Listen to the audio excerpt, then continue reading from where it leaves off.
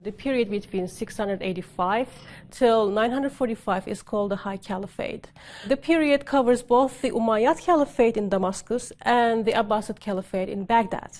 Why do we call it the High Caliphate? This is the time the Islamic Empire is at its best in terms of military, in terms of economic life, in terms of social activities, intellectual activities. This is the time that the Muslim world is ruled by two dynasties, both Sunni. This is the time that the Muslim empire is expanding vis-a-vis its, let's say, enemies in Persia, in Sassanians, and the Byzantines in Anatolia.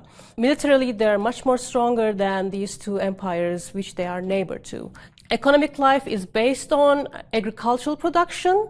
Nevertheless, as an important aspect of Islamic faith, Islam is a cosmopolitan religion. It developed in cities. Thus, the economic life centered around the cities.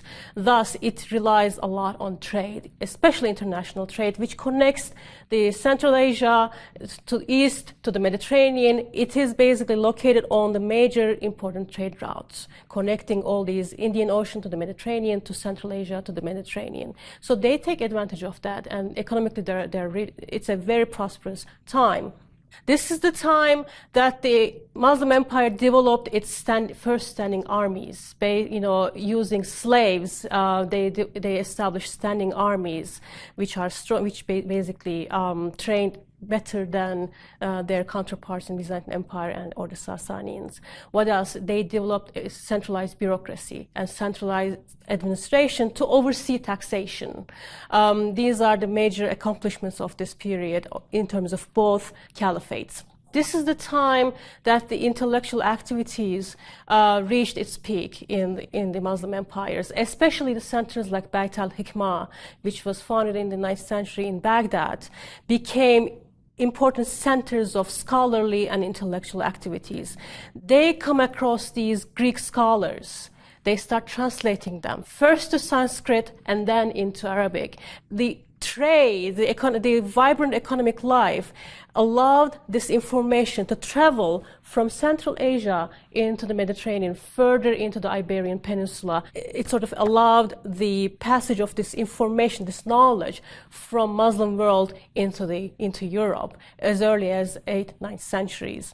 After the conquests, Muslim intellectuals found themselves surrounded by this knowledge, the works of Greek authors.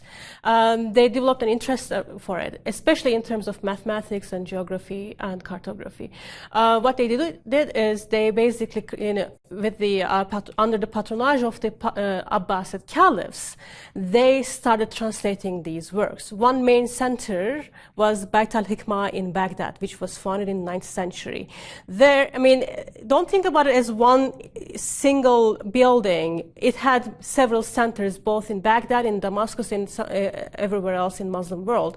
These centers attracted scholars from all around the Muslim world, where they get to these places and they sit down and translate, and they wrote treatises on Greek scholars like Aristotle, Plato, Euclid, Galen.